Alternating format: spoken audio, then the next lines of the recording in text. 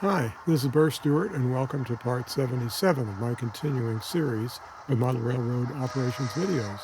Today we're going to have a Shay pulling some lumber, and if you just like to play with a Kadee Caboose, this will be your chance. How about that?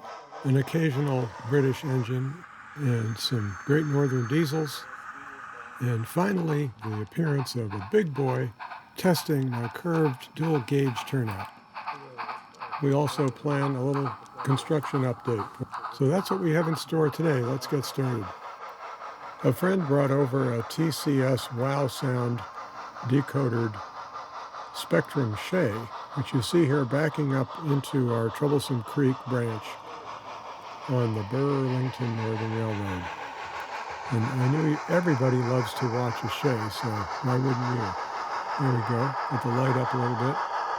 If you're not familiar with a Shay, it has side cylinders and pistons, and it's a geared locomotive, so it was perfect for logging operations. In this case, the operation was to simply park the caboose on the siding, go get the log cars that we had already pulled out of the siding, back onto the caboose, and then head down to Everett, where the warehouse or MILW was waiting for all those logs.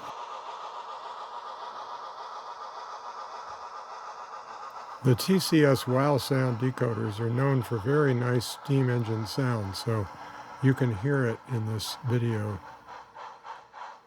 and I hope you enjoy it.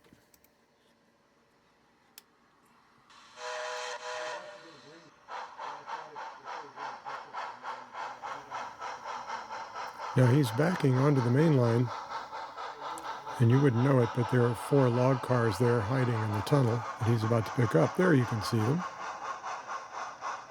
All you have to do is bang into them hard enough. Bang!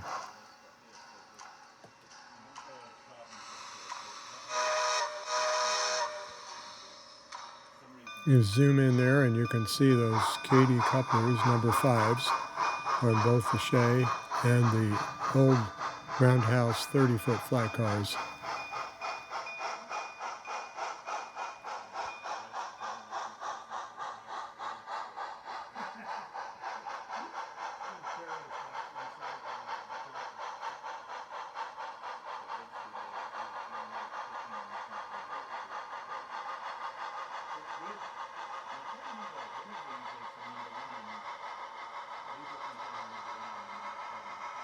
If you're not familiar with the layout, the standard gauge yard to the right below is the Everett Bayside yard. This line we're on now is the main line going from Everett to Chicago via Skycomish. And the upper track is the narrow gauge main line, which we featured in the last video.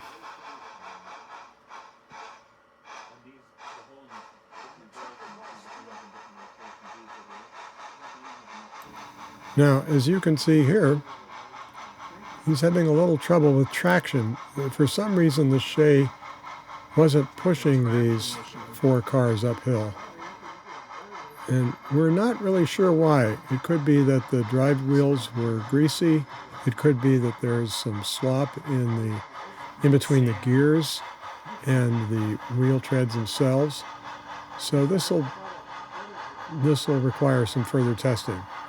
But as you know, this channel is called Reality Model Railroading, and we get into all kinds of situations like this where we have to stick the finger in to fix something that's wrong. Now this particular section here is mostly level, except for where the engine is over there on the right, so at this point he was able to get the cars in and pick up that caboose.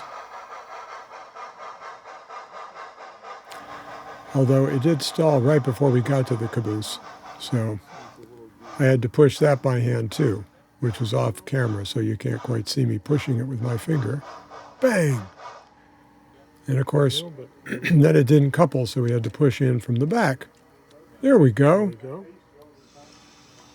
Now we're uncoupled from the hopper car there and ready to head down to Weyerhaeuser.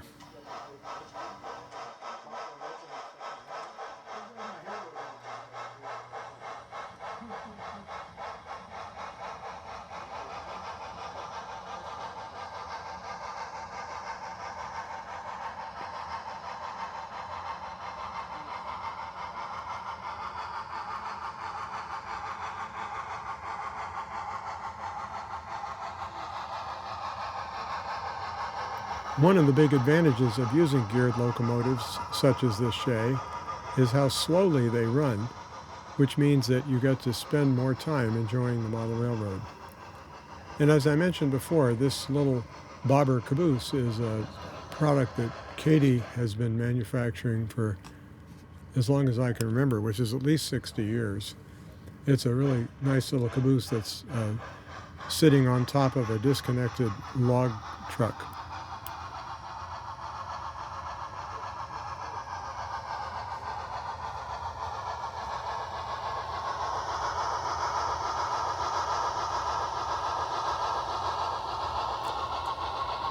There it is, the lure of the Shay.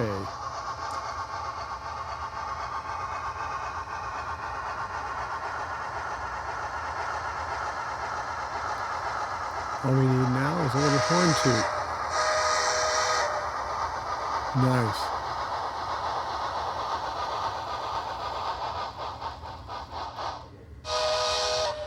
Well, when we got back down to Everett, I had made a mistake with the camera, so I didn't get that shot. But I did get to take a still photo of an oil spill that took place up in Burlington while we were horsing around with the Shay. And of course, Robin was over with his Deltec locomotive, which Brian had been weathering. There was so much going on, I might as well give you a construction update. Robin was doing some improving to this retaining wall. You can see the detail there with the horizontal timbers going into the dirt. So we're making progress on that, and we'll keep you posted. So for our next enjoyable segment, my friend Bob brought over his big boy Union Pacific engine, which is one of the largest, if not the largest, steam engine ever built. And one of them is still operating around the country, thanks to Union Pacific. And Rapido recently manufactured extra tender cars that are used for these engines. So Bob had bought one of those and was over here testing it out.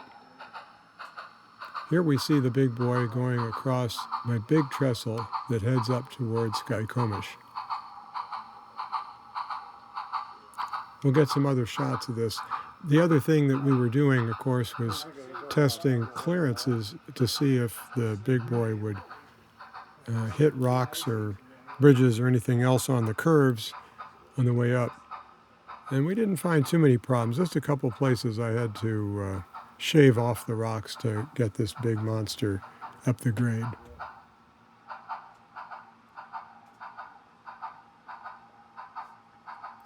Now, a few minutes later, Bob turned the engine around and came back down from Skykomish and entered into Delta Yard in Everett.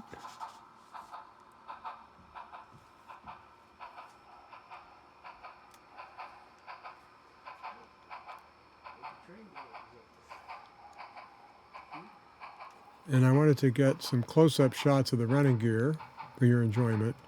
Although you will notice we don't have the steam chuff sound synchronized properly with them, but there's time. Nice. Look at that action. Whoa. What do you push on this to get just a beep out of the horn? Flew.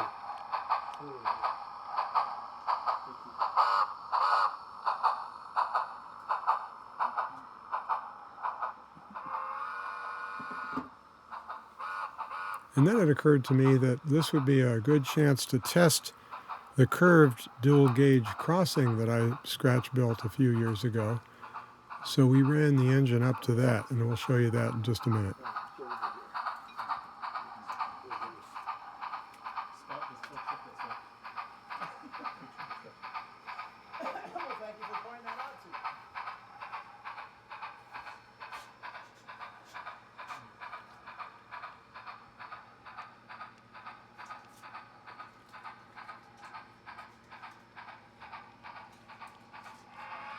All right, here we go. See that curved crossing?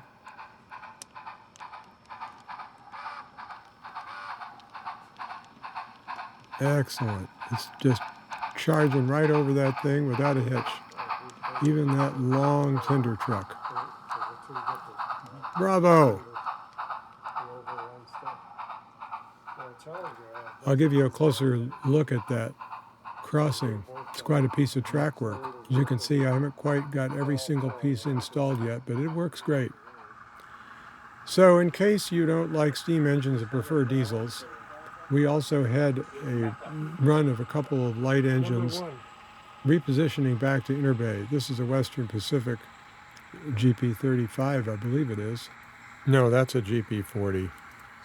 And we have this consist set up for running pool power down from Seattle to, well, Western Pacific Territory down in California. So we needed to move it down to Interbay so it could haul the next southbound train and get back to its home road.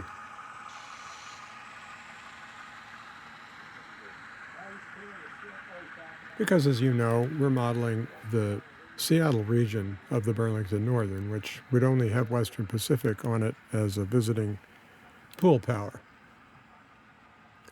Now it's going across the Ballard Bridge, or Salmon Bay Bridge it's called, and heading on into the engine terminal in Interbay.